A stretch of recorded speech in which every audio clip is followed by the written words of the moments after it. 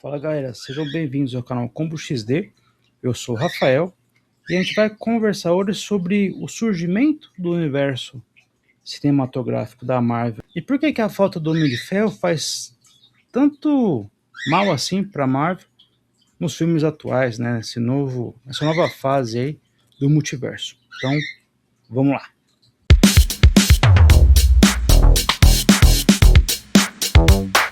Então, vamos entender um pouco por que os últimos filmes ali, depois que o Tony Stark morreu em Ultimato, né, se tornou essa grande bagunça ali, onde ninguém entende mais nada, né, já tudo meio que ruindo. A sensação que eu tenho é que todo esse universo que foi criado ali na Marvel, nos cinemas, né, pelo Kevin Feige e companhia, se deve muito a uma pessoa, né, que é o Robert Downey Jr., e o seu personagem, que é o Tony Stark, ali, o Homem de Ferro.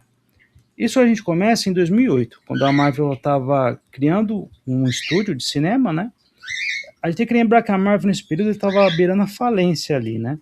E ela estava em processo de ser adquirida pela Disney. Então, o Homem de Ferro, o primeiro filme ali, ele foi concebido, né, antes mesmo da Disney comprar a Marvel. Então, eles precisavam de um filme que fizesse esse universo decolar, né?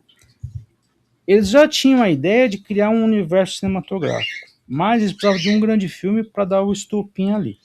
Então, entre todos os personagens que eles tinham, a gente tem que lembrar que a Marvel nos anos 90, ela vendeu muitas de suas propriedades intelectuais ali para vários estúdios, né? Então, a Sony ficou com o Homem-Aranha, a Fox ficou com o Blade, ficou com os X-Men, né? Demolidor. Todos os grandes personagens que vendiam na época foram comprados por estúdios, né, para fazer filmes. E a Marvel mesmo, ela ficou com os direitos de personagens que na época eram secundários ali, não vendiam tanto nos quadrinhos, né? Então, o que era dito que eram os refugos ali da Marvel, né, era na verdade os Vingadores. Era o Capitão América, o Thor, o Homem de Ferro, né, e o Gavião Arqueiro, todos esses personagens ali que a Marvel depois trabalhou no seu universo cinematográfico. Então eles precisavam de um grande personagem para começar os filmes, né? Eles apostaram tudo no Homem de Ferro, porque o Homem de Ferro, na verdade, ele tinha tudo para ser o grande herói da Marvel mesmo. Ele era um cara inteligente, né? Tinha uma armadura legal de robô. Isso fazia muito sucesso, tanto nos Estados Unidos quanto no Japão, vários lugares, né? E para vender brinquedo, que é o que a Marvel sempre ganhou dinheiro realmente, foi com brinquedos, né? Licenciamento. O Homem de Ferro ele tinha tudo para estourar. Só que ele nunca conseguiu fazer isso nos quadrinhos. Então, transportar isso para os cinemas é um grande desafio. Então, eles contrataram ali um ator que pudesse dar vida a esse personagem. E não podia ser qualquer ator, né? A Marvel ali, naquela época, não tinha tanto dinheiro assim para gastar. Então, eles cogitaram, né? O Tom Cruise, alguns atores para ser o Tony Stark, que não deu certo por causa de dinheiro mesmo. Só que eles tinham uma opção ali, que era um cara que estava totalmente com a carreira por um fio, e tinha se metido com drogas, com prisões ali, ele tá totalmente acabado. Era o Robert Downey Jr., né? Que antes ele era um grande ator, fez o filme do Charlie Chaplin ali, né? Ele fez vários filmes interessantes, né? Só que na época uns anos antes de ser o Homem de Ferro, né? Ser contratado para ser o Homem de Ferro, ele estava numa carreira em declínio. E talvez muita gente em Hollywood achava que ele não ia conseguir superar isso daí. Então a Marvel apostou nesse ator que na época era barato, né? Referente a outros atores, mas que era um grande ator também, né? Então eles apostaram no Robert Downey Jr. e o Robert Downey Jr. apostou na Marvel para levantar a carreira dele também. Então teve uma convergência ali muito interessante. Então você vê que tanto o estúdio quanto o ator deram tudo de si nesse papel. E a partir daí surgiu realmente o Homem de Ferro, né, o Tony Stark. E aliado com o carisma, né, a própria história de vida do Robert Downey Jr., que meio que se entrelaça com a vida do Tony Stark, né, durante os filmes. A gente percebe que ele era o Tony Stark, ele era um cara bêbado ali, né, um cara muito inteligente, mas que tinha algum problema ali com seu ego, com sua vaidade, né. Isso era o que o Downey Jr. tinha também na vida real. Por isso que a gente se apegou tanto ao personagem, porque o ator ali, na verdade, ele é o personagem. né? Então as duas coisas ali meio que se fundem. E nesse bolo todo aí, a gente teve também o Jon Favreau como diretor, que ele teve grandes sacadas ali de transformar, né, o personagem Homem de Ferro dos quadrinhos para os cinemas, transportar, né? Então ele teve a ideia de construir uma armadura ali e tal, que fosse meio CG, meio prática, né? Então esse primeiro filme do Homem de Ferro, a gente vê que ele tem uma estética muito própria, que foi aproveitada nos outros filmes, mas quanto mais o tempo foi passando, mais foi se perdendo essa parte prática ali, né? Da armadura, as coisas compunham o set, né? E ficou tudo muito artificial. Tanto que esse primeiro filme aí, ele é um dos mais interessantes da Marvel, se você for rever ele hoje. Ele é muito bem construído, né? Mas não somente a parte técnica dos filmes ali, né? Na história, na narrativa do MCU, a gente vê que tudo começa com o Homem de Ferro, com a tecnologia que o Tony Stark cria a partir do reator Ark ali, né? Que ele constrói na caverna, tudo, constrói armadura. Toda essa tecnologia que ele desenvolve é o estopim para servir de base para todo o universo da Marvel. A gente vê que os próximos filmes que vão sendo contados ali, né, se baseiam na tecnologia do Tony Stark. Então tudo que acontece nesse universo é baseado nele. O Homem-Aranha, a roupa dele é criada pelo Tony Stark e ele é um Tony Stark Jr. ali, né? Você vê que os vilões ali o próprio Mistério era um ex-funcionário do Tony Stark. Tudo gira em torno do Tony Stark.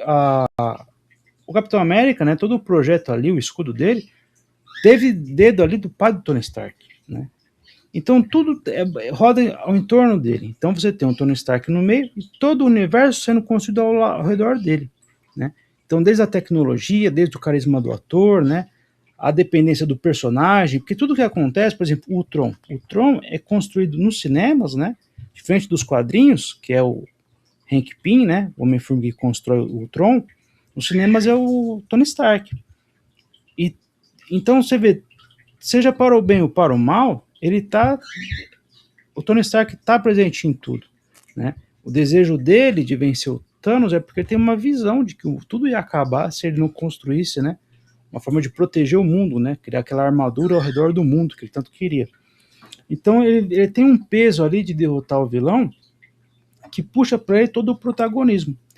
Se por um lado a gente tem o Capitão América, que deveria ser o grande sentinela da liberdade, né, o americano que protege o mundo, por outro lado a gente tem um gênio que ele tem falhas, né, tem problemas ali com o seu ego, com o seu coração, mas que ele é o grande herói, né, ele pega para ele esse foco ali, né, de ser o grande responsável pelo seu universo. E quando ele morre, né, se sacrifica ali em Ultimato, a gente sente uma falta muito grande nos próximos filmes e séries, porque ele realmente, perde aquela cola que liga esse universo, que é o Tony Stark, né? Então, sem esse personagem, né, todo o universo começa a desmoronar. Então você tem a Coração de Ferro, que seria a sucessora dele, entregando uma série muito aquém do que deveria ser, né, para ser uma sucessora. Então a gente perde esse ponto aí. Toda a tecnologia depois que vem, depois do Ultimato, é baseado ali no Pantera Negra, tal, com a Shuri, que não substitui de forma assim adequada ao que o Tony Stark deixou, porque tudo ainda gira em torno dele, né? Se você for ver, em todo momento é citado, né, o Tony Stark ali em filmes e séries, né? Então, sem esse personagem, você perde, porque você perde essa base de criação, né? Como tudo foi baseado no carisma do ator e na tecnologia do personagem, sem isso, você não tem um universo. Então, o universo não está fazendo sucesso porque todo mundo queria ver nos cinemas era realmente Tony Stark, mais do Tony Stark. Então, essa aposta aí no Doutor Destino, né, do Downey Jr., talvez se mostre frustrada no futuro, quando o filme lançar. Porque o que o público quer ver não é realmente o Downey Jr. somente. Ele como Homem de Ferro. Que é o que a gente entende do ator, né? Tendo essa fusão com o personagem. Será que o Victor Von Doom vai ter esse mesmo carisma que o ator, que é o mesmo ator que faz dois personagens, vai ter como o Doutor Destino, como ele tinha como Homem de Ferro? Eu acho que talvez seja realmente um tiro no pé da Marvel aí de trazer o mesmo ator para dois papéis diferentes. Talvez se eles mostrarem que fizerem no filme, né, que é o mesmo personagem ali em universos diferentes, eu não sei se vai dar tanto resultado, porque realmente o grande pilar ali da Marvel, né, nos cinemas era o Tony Stark, né? Então não sei se é suficiente colocar o ator em outro papel. Então, assim, se a gente perceber o filme lá de 2008 e todos os outros filmes que vêm depois, né, a grande construção ali é o que faz sentido, né, nesse universo compartilhado, é o Tony Stark e não o universo em si. Ele é o universo. Por isso que os outros estúdios ali, como a Universal, né, com o seu universo Dark e tal, que é os filmes de monstro ali, né, Frankenstein, o Drácula, né, que era para ser um universo compartilhado. E tanto a DC também, já é a segunda tentativa de criar um universo compartilhado. O primeiro foi com o Zack Snyder, né? E outros estúdios ali que tentaram essa façanha não deram muito certo, porque o que faltou ali realmente foi um grande personagem que fosse a base disso, né? E eu tenho certeza que se não fosse o Tony Stark ali, e talvez se não fosse o Downey Jr. nesse papel, a Marvel não ia ter feito o sucesso que fez, para se manter até hoje com filmes de herói ali, né, no cinema. Porque, na verdade, se a gente for ver, a Marvel ela criou realmente esse gênero ali. Já existia, mas ela quem trouxe mais importância para esses filmes, né? Tanto que os filmes de herói hoje não é só um gênero, né? É uma base que pega todos os gêneros nele. Então você tem ação, tem aventura, tem comédia, tudo nesse gênero de super-heróis. Então, assim, o que eu acho, né? O Homem de Ferro, na verdade, ele é o grande personagem ali da Marvel, né, nos cinemas. Sem ele, você não tem o universo é ele, na verdade. Então eles vão ter que dar um jeito no futuro ali, né? Num reboot que tiver, de tirar um pouco, né? Essa estrutura toda criada em cima do Tony Stark e tentar colocar em outros personagens. Talvez seja esse o plano com os X-Men. Talvez um novo universo sendo construído em cima dos X-Men seja mais interessante. Porque aí você não tem um grande personagem, né? Você tem um grupo ali com vários personagens interessantes. Tem o Wolverine, tem o Ciclope, Tempestade. Já pensou?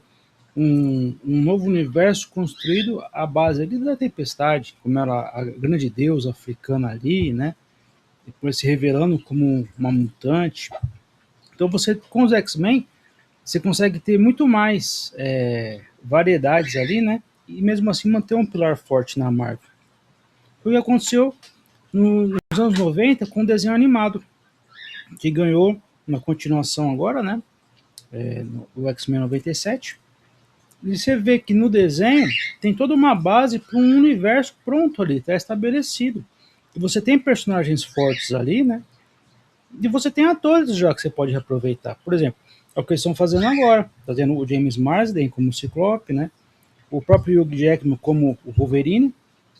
Então você já tem personagens ali e atores para segurar um novo universo, né?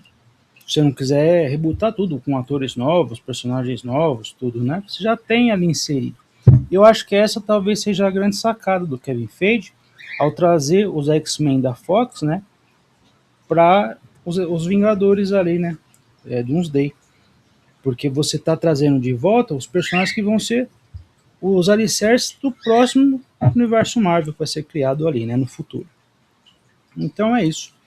Eu acho que o Tony Stark é o grande pilar da Marvel, que sustentou por mais de 10 anos esse universo, né, nos cinemas, e que continua sustentando, né, mesmo depois de morto, ele ainda segura a bilheteria e os fãs, né, que esperam ver o Downey Jr. de novo, né, nos cinemas. Então é isso, se você gostou desse vídeo, deixe seu curtir, se inscreva no canal e vamos conversar sobre isso, né, qual é a relevância do Homem de Ferro realmente para o MCU, né, o CM. Então, vamos conversar mais. Falou? Até a próxima.